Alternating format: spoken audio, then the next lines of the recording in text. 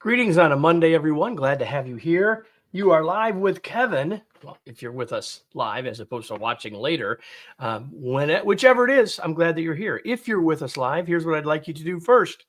I'd like you to go over into the comments section of whatever social platform you're on. Put your fingers on the keyboard and say hello and tell us where you're located. I'd love for you to do that.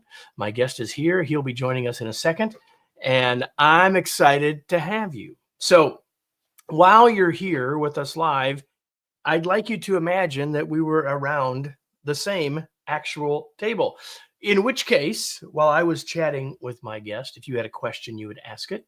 If you had a comment, you would share it. If you had an idea, you would offer it, right? That would happen naturally. However, you're not here in person. You're here on the screen. So the best way for you to deal with that is to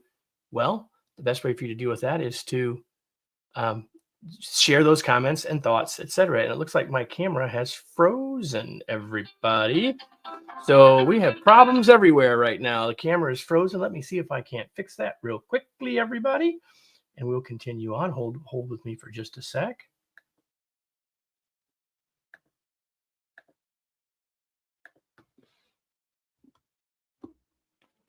It doesn't look like it wants to make any camera work right now.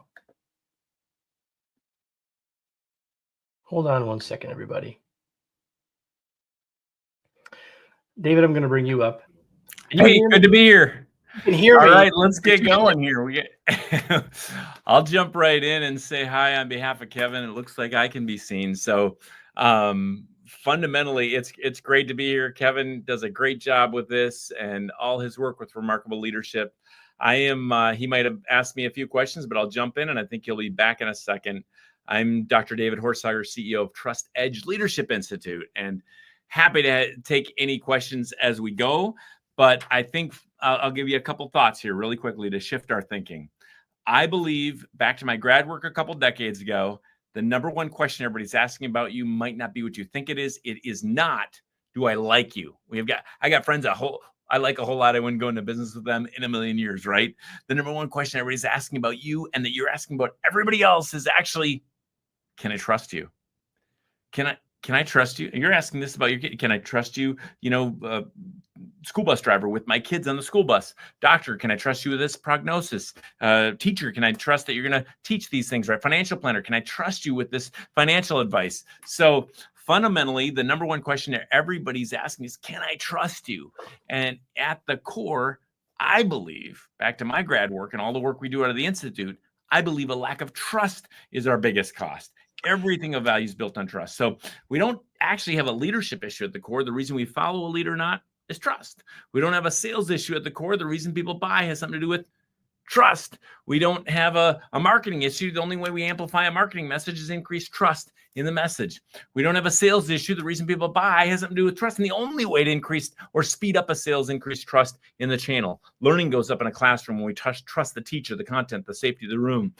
Diversity, equity, inclusion. Biggest Harvard study shows on its own, it puts people against each other unless you increase trust. Then you can get enormous benefits from it. So what I deal with is trust issues. And we work with everything from, the U.S. Navy to pro sports teams, to global governments, to others on how trust is built. So we're seeing Kevin come back, but we want to keep giving value. Can you hear me? Now I can hear you, Kevin. Okay, and I just went over a few things about trust. But you can hear me. So let me do, we've done all that. What we'll do, everybody, for the purpose of the podcast later is let me do an intro for that right now. We'll edit that around later. David, thank you for taking over while I wasn't here. I've done hundreds of these and never had this happen. So, but listen, everybody, you'd rather see David than me anyway. So that's good. Let me do a quick intro. And I'm going to dive in and ask some questions of David. He's given us a great starting point. You know where we're headed. So trust is, well, let me do this. Marissa, this is for you later at 3, 2, 1. Trust is one of the most important concepts for us as leaders to think about and understand today in a world where trust lags historical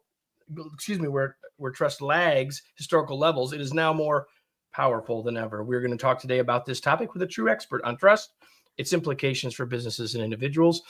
For those of you who are watching live, you've already heard some of that, but welcome to the latest episode of the Remarkable Leadership Podcast, where we are helping leaders grow personally and professionally to lead more effectively and make a bigger positive difference for their teams, organizations, and the world. If you're listening to this podcast in the future, you could join us live, and you could do that by finding out where we're at on your favorite social channels by going to Facebook or to our Facebook or LinkedIn groups.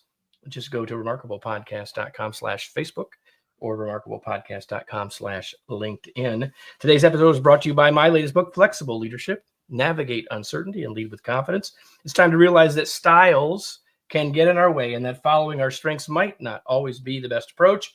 In a world more complex and uncertain than ever, leaders need a new perspective, a new set of tools to create the great results for their organizations and their teams. That's what Flexible Leadership provides you. Learn more and order your copy today at remarkablepodcast.com/flexible. For those of you live, you've already heard David, you already see him. But for all of you on the podcast, let me introduce to you David Horsager. He's the CEO of Trust Edge Leadership Institute, the inventor of the Enterprise Trust Index, the director of the global study Trust Outlook, and the best-selling author of 4 books, including his latest, which I would show you if my camera was working. It's titled Trust Matters More Than Ever. After decades of research and work with top organizations, leaders, and politicians, he is called by Forbes as the world's leading authority on trust. David's showing you what I would show you otherwise. David, welcome, actually. Hey, it's great to be here. Thanks so much, Kevin. Here we go. So I want to know why it is that trust has become your thing for over 25 years. Why trust? Well, I think, with due respect and without a lot of ego, but work on 6 continents and starting this work in 1999, I believe actually at the core, it's always a trust issue now. I didn't think that at first, but I started seeing this issue when I was doing this first leadership training at one of the military academies. Is like, that's not a leadership issue. Actually, the reason people follow a leader or not is trust. Well, that's not a sales issue. The reason people buy has something to do with trust. And the only way to speed up, sales is increase trust in a channel. Learning in a classroom only increases when I increase trust in the content of the teacher, the safety of the room. Diversity, equity, inclusion. Biggest Harvard study shows diversity on its own puts or pits people against each other unless you increase trust. Innovation only goes up when people trust each other. Otherwise, they won't share ideas. Marketing messages are only amplified when I trust the message. So once we started dealing with trust as the leading indicator, as the root cause, we were able to solve some massive issues. So that's why it was, first of all, it was just a shift of thinking. Then it was my grad work that kind of proved out how a lack of trust is the biggest expense in a company. And then we started using it. The first company, they said first little mental health clinic group, 14 mental health clinics, said they dropped attrition by $2 to $4 million in 9 months. We had the U.S. Navy say they dropped suicide rates when 15,000 sailors got trained. We had a Fortune 50 company say it helped them gain 11% market share when they shifted thinking on this framework of how trust is built. We had Fortune 5 companies say they increased engagement scores for the first time in 14 years in one of the toughest business units. We've had people say it tripled their sales. We've had people say it saved their marriage. I can say it changed my life and has changed me in the last 25 or so years. So I believe why is because we stumble upon kind of this core issue when we think about trust. And of course, in the my grad work, we noticed, really uncovered this framework of how trust is actually built and how it's not just character, just these 8 components. When trust is built, that changes everything. And that can solve the biggest issues we see personally and professionally. Good, bad, right or wrong, everyone. Kevin's camera's working again. For those of you on the podcast, you really don't care. But for the rest of you, here. And so if nothing else, us being, David and I had a short conversation on the phone earlier today. And if nothing else, David, this will make it easier for you to trust me as we have this conversation, I suppose, since you can see me. One of the things that I wanted to go into that maybe no other guest or no other podcast has ever asked you about. We have something in common. We both grew up on a farm in the Midwest, not in the same state, but in the Midwest. And so I'm curious, you talked about how you sort of moved into the trust area starting in graduate school, but looking back now, going all the way back, what from your kidhood, what connections do you see now around trust and around the work that you do all the way back to your growing up? I'll tell a story very quickly. And I'll tell you, I think when people say, where did you trust stuff? Was it the grad work? Was it this? Was it that? Was it first bestseller? Was it the measurement tools you've come up with? It actually does go back to the farm. And I think of a time I was 10 or 11 years old, mom and dad. I lived 8 miles from the nearest town of 500 people. So way out in the middle of nowhere. So no other staff on the farm. It wasn't like it was growing season. It wasn't planting or harvest. So it was just dad, mom, and myself. And 5 a.m, we had breakfast. We usually got up pretty early on the farm. The sun comes up early in northern Minnesota. 5:30 in the morning, we're out the door. I jump in the blue Chevy pickup truck with my dad. Mom stays in the house. Quarter-mile dirt driveway. Can't see another farm from our farm in those days. We go from field to field and irrigator to irrigator. We're in the far reaches of the farm. It's public dirt roads. We're checking the irrigation, checking the beans, checking the corn, and there's some junk in the middle of the dirt road. And my dad hates litter. He doesn't say much, but I knew what he was thinking when he swerved that pickup truck over in such a way that my door was immediately above the litter. I opened the door, 10 or 11 years old. I reached down and I picked up the Playboy magazine. Now, I am not here to tell you what's right and wrong. I used to be an ethics professor. I will tell you this. If you act on what you say you don't believe, you'll lose trust in less than a second.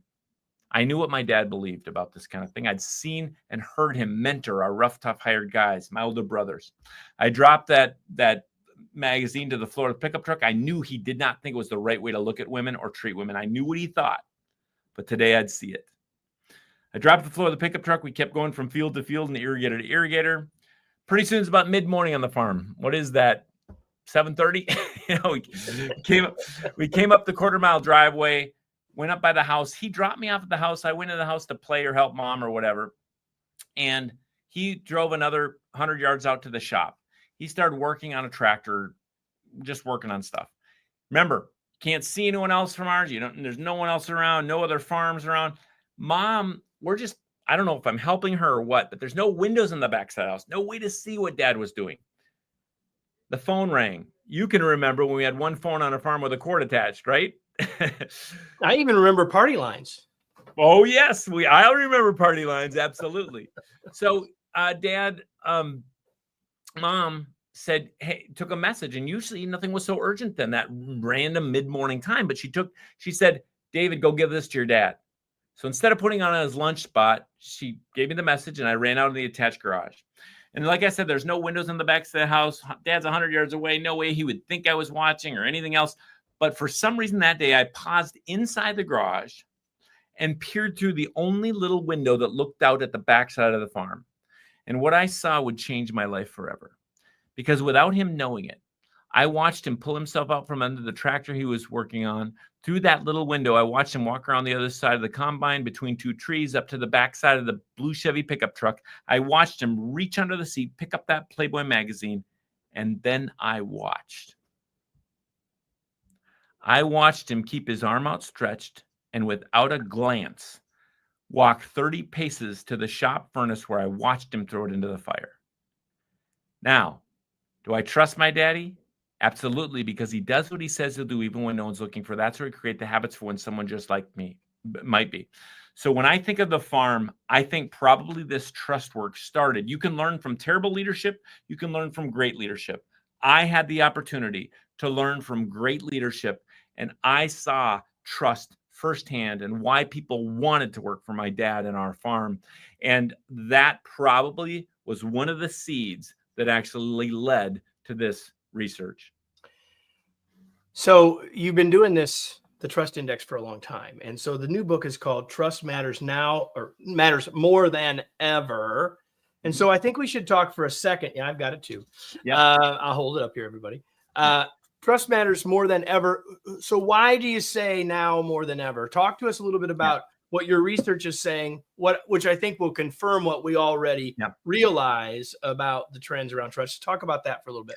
Well, there's a truth about it and there's a no truth about it. Number one, people say, oh, your trust stuff, it's so timely. It's so timely. And the truth is, it also is timeless. it also always was the most important thing. So in some ways it matters more than ever. In some ways it always mattered the most. And I would say the research proves it. So the reasons it matters more than ever, people kept saying to me, oh yeah, it matters more than ever. Well, the truth is it always mattered. But the reason it matters more than ever is because there's public loss more than ever. You can impact the world negatively more than ever. We saw it with the CEO, the loss of trust of a bank in California caused ripple effects of negative in Europe. So it matters more than ever because you affect more people. It matters more than ever because a find out of moral failure can affect not just you, but the whole company and others across the ocean. So there's a lot of reasons it matters more than ever. But the biggest of the 10 reasons in the book is that it just can affect so many more people negatively than ever before. But trust has always mattered, and yet it matters more than ever because of what it means. It's also more unique in some spaces than ever, as you know. So we can get into the downfall of trust, if you want, or the history of the 2-minute history of trust, if you'd like.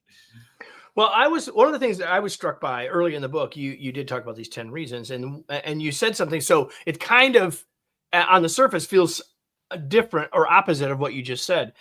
Or no, it's connected to what you just said. And that is, you said, hey, trust has always been around, maybe more important than ever. But you make the comment that says that that society is more trust conscious than ever. What do you mean by that? Because if it's dropping, which you would say, and I think all of us would realize, why are we now more trust conscious? Well, we're more trust conscious in a different way, maybe than that too. And that is that basically when I started my research, almost no one was talking about trust. I'm telling you, no, there's they're talking about leadership. They're talking about this, they're talking about that. I had to prove and show how a lack of trust is their biggest expense. Trust is not a soft skill. Now, in the last 5 years, everybody's talking about trust with and without research. If you look at the books, the research, the people, you got people saying all kinds of things. Trust is transparency. No, it's, we know the data shows you can build transparency with trust. You can build trust with transparency, but it's not the same thing. Some kids are so transparent on social media, I don't trust them, right? So confidentiality is also trusted. So it's become in the people talk about it, they see it, they know what was always there, but they're talking about it more than ever. They're feeling it. They're saying, you look at the number of words, stories on trust, as trust is the core word, or you look at the number of books where trust is the core word, or you look at what people are talking about, or even company names. The company names, everybody saw that it's a value. So whether they really are core to it or not, it's like trust is either in the value or the name of the company, or what we do is we're the most trusted. Or nobody was saying that 25 years ago. Yeah, I think that's right. One of the other things that you talk about is that trust is a leading indicator. So I'm curious, of what? Why and of what? Okay, so trust is the leading. You have lagging indicators, but trust is the leading indicator of sales, of leadership influence, of innovation, of almost any output you want to see. Low trust is a leading indicator of attrition. High trust, low trust is a leading indicator of retention. Or trust is a leading indicator of retention. So people will say, for instance, our enterprise trust index, not the trust outlook. That's the primary research we do every year. But then we have these 6 ways we measure trust in organizations: enterprise trust index, or team assessment, or some of these assessments, self-assessment, and those kind of things. And we agree on some things there because we think not just strengths or not, anyway. So people switch to ours from Gallup and some others because they noticed that you have to measure trust and engagement. In other words, you don't get engagement with engagement. You have to increase trust. That leads to more engagement. If you increase trust in a leader, they get more positive influence. If you increase trust in a sales channel, just think about it simply. If I could just shake hands instead of do all the paperwork, we could just do it on trust. It would be quicker. The only way to speed up a sale is increase trust in the channel. Once they see trust is the leading indicator of all the good things. If they start shift thinking to have it be a trust issue, they actually start to solve the issue they wanted instead of just saying, whatever. It's like I joke about communication a lot. Like, oh, David, you love C words because people will see my framework is 8 C words. And I'll say, and let's see. So isn't it ever a communication issue? No. Never. I was communication undergrad. Communication in the way you define it, I know what you mean, but communication's happening all the time. It's the type. You have to go one more level down. So for instance, clear is trusted, unclear communication isn't. High character is trusted, dishonest communication is not. Competent communication is trusted, incompetent communication is not.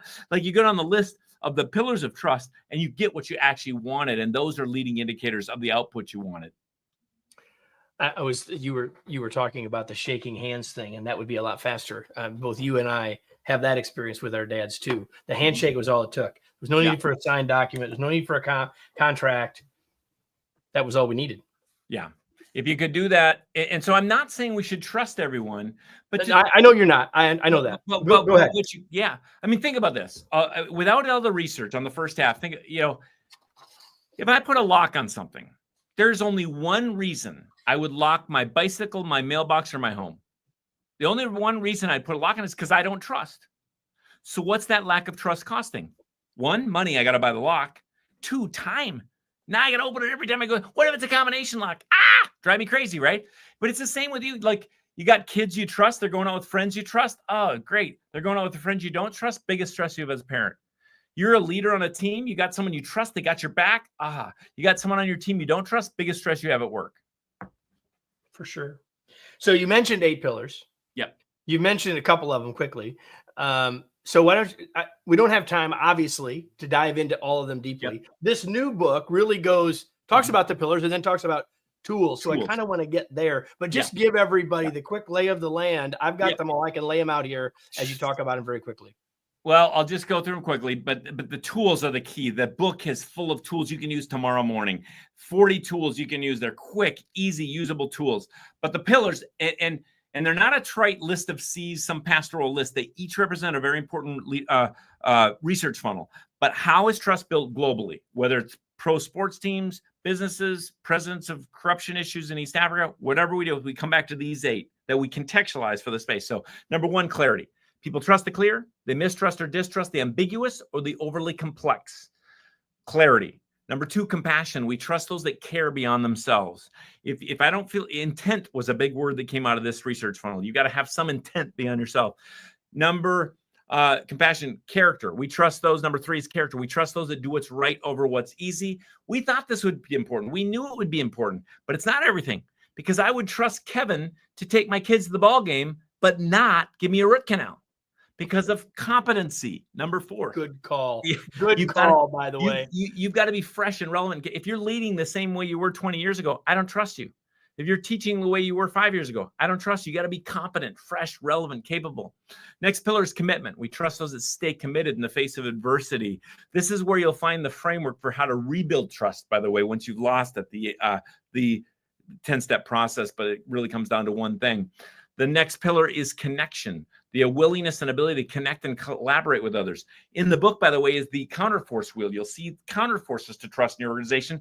And connection, one of the top counterforces would be siloing. In fact, some companies incentivize siloing. Use that budget. If you don't use that budget, you don't get any next year. Don't think about everybody else. The next pillar, number 7, is contribution. And the number 1 word that came out of this funnel was results. We trust those that contribute results. You can't just have compassion and character. You got to actually deliver results. I need yield on this corn. I need sales, things to get sold. I need leadership to happen. I need the food to arrive at my table. You could be the sweetest restaurant I've ever been to, but I never get the food. That's a problem, right?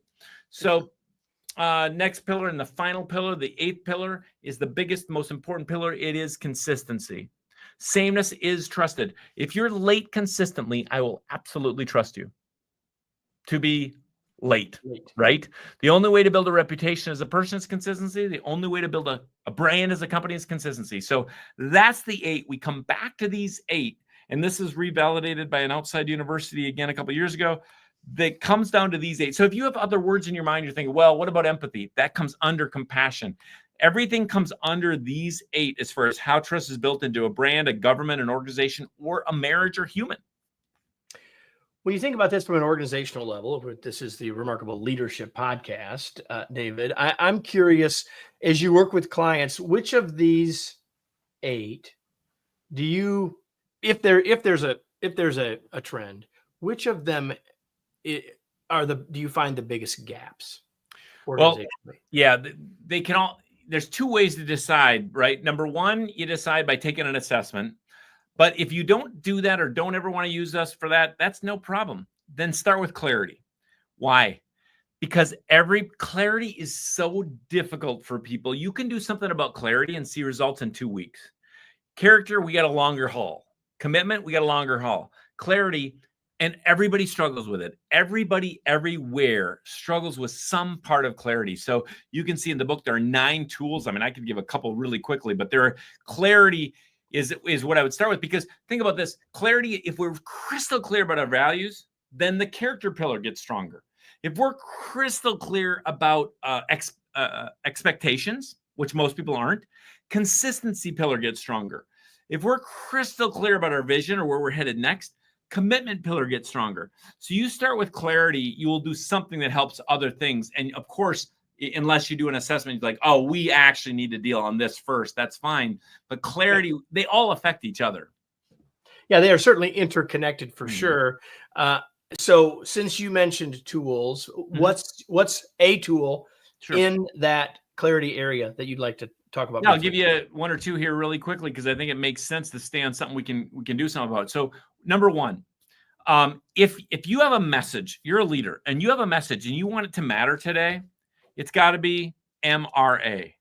You have values, you have a mission, it's got to be MRA. You got to make sure it's memorable, repeatable, and actionable.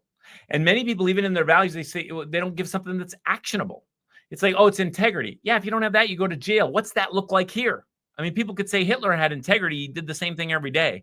Like, what does that look like? Is it memorable, repeatable, and actionable? That's one of them. Another really good one for leaders with a message for clarity is to ask the relevancy questions. Whenever you're giving a message, you're giving the message at the end of the meeting, you're giving a pivot on priorities. To ask this in your head, you're answering this. So what this means to us is that many people don't answer. They gave all this message and they didn't make it relevant by saying in your heart, even if you don't say this phrase out loud, say, make sure you're answering what this means to us is, or what this means now is. Or you can put it together and say, so what this means to now is, so, oh, we just had a pandemic. We all have to stay inside. What that means to us right now is we're going to do this and we're going to put money here. We're changing. We have a huge opportunity because of tariffs. What this means to us right now, is, and you just took that and you made it relevant to them. Those are 2 quick ideas. I'll give you another one if we have time for it under clarity, or we can jump. No, I have one other tool that I really liked, and because it's so important, I think, to people come here to consume some content and to listen and all those sorts of things. And I'm really big on taking action. And so one of and obviously MRA does that. And actually both of those you just talked about help us get there. I was struck by the one, called difference making actions. Okay. Can you talk about that real quickly? Well, there's so many people that get overwhelmed. They got 1,000-word to-do list and they weren't getting things done. And I wasn't getting the most important things done. And so I said, so we shifted it down and say, okay, every day, everybody on a sticky note like this. We actually have our own made like this. I won't show you mine today. I'll show you the blanks. Okay. Difference making actions. Everybody, every day, on purpose, not on a technical form that has interrupters, but a sticky note. We put down the top 3 to 5 most important things we could do today that would move our key priorities and mission forward. Each person in the whole company that I'm looking at through that glass right now, like everybody brings to the stand-up meeting in the morning, the 10-minute stand-up meeting, they bring their DMAs, difference-making actions. Difference-making actions are the most important thing you could do today to move the organization forward in your role. So many people don't do it. They avoid the most important thing. Like for a salesperson, it's that call. And they say, I'm going to get to it. And then I have lunch and then I might get to it. Oh, it's Friday. They're probably golfing. And they never do that most important thing. And that most important thing, by the way, isn't some monumental 5-hour project. It's usually one call, some simple thing. And to be a DMA, we make everybody have a number attached. So it's got to be, I can't say I'm a salesperson, I'm going to make more calls. I can say I'm going to make 3 calls. I can say I'm going to clean my office. That's overwhelming. You haven't done that for 6 months. I'm going to clean for 20 minutes. I'm going to clean 3 drawers. I'm going to clean. It's got to have a number attached. So it has to come under the most important thing. You're thinking, what is the most important thing I could do in my role to move this? What are the most important things? Most important. And there's got to be a number attached. That's the most important part of DMAs. And frankly, it's really, if I get through, we want to get through these by 11 o'clock in the morning. So they're not something we're doing all day. We have other interrupters happening and everything else. But usually there are 5 to 10 minute things that people avoid that would actually be the most important thing people would do. A CEO gets there and says, I think I'll just read the news for a while. Is that the most important? Do these first. Love it. So David, I have a couple of other things. I'm going to shift the focus here a little bit before we finish. I know that you're passionate about your work. It's clear in this conversation that you are, and in the way that you've made a difference in the world through it. I'm curious, outside of work, what do you do for fun? Well, kids drive my life a little bit there. I've got 4 of them, but they're getting older now, 16, 18, 20, 22. Yeah, that driver is going away a little bit. Yeah, it is going away a little bit. I love my wife. I love doing stuff with her. We have we're on a little hobby farm still, so we have rescue horses, and we have horses at the farm. We have someone else manage that largely now because of my travel and everything. We on a little lake too, so we get out on the water and love to paddleboard and stuff like that. But I love to fly fish. So I don't get to do that enough, but I really love that, and I love doing things with my kids. And those are fun parts of it. I love travel too, as much as I fly 200 flights a year, but I like to do it some for places I would choose. I get that for sure. So I'm curious. The one thing I usually tell people I'm going to ask, and I didn't get the chance to do this with you, but I'm confident you have an answer. What are you reading these days, David? Well, I'll tell you a couple of my favorites right now. You know, funny enough, I read 3 books. I don't do this every week, so this is not an ego thing. I read 3 books just last week. So you're asking, I want to get this one right. What's the what crisis was it? The Comfort Crisis. I just read. That was that's fascinating. I also read The Ruthless Elimination of Hurry. By John Mark Comer, Ruthless and Elimination of Hurry. That's a little bit on the faith-based side, but the Comfort Crisis is another one, and it's the world we're in, and you have to push away from just being comfortable all the time. Really fascinating research. What was the 3rd book I just read? There's another one I just finished recently. I have another recommendation because I was just looking at it and going over it with my team the other day that I think this audience would like, and that's Excellence Wins by Horsager. Of Ritz-Carlton fame. Yep. We will have all those, as always, everybody, in the show notes, as well as links to David's new book, Trust Matters More Than Ever. David, where do you want to point people? Where do they find you, connect with you? Where do you want to point them? Well, if you can spell my name, davidhorsager.com gets you there, www.davidhorsager.com. But that's spelled wrong, though. Don't use that one. Oh, because I got the A and the S backward. Yeah.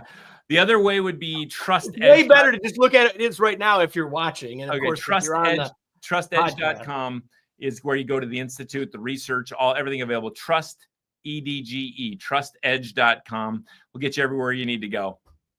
All right, I got that one spelled right. You do. And of course, we'll have all of those links, as always, in the show notes. Before I say goodbye to David and we say goodbye for the day, a question for all of you. It's the same question I ask you every week. If nothing else, I'm consistent. And the question is now what? What action will you take as a result of spending the last 30 or so minutes with us? What insight did you get?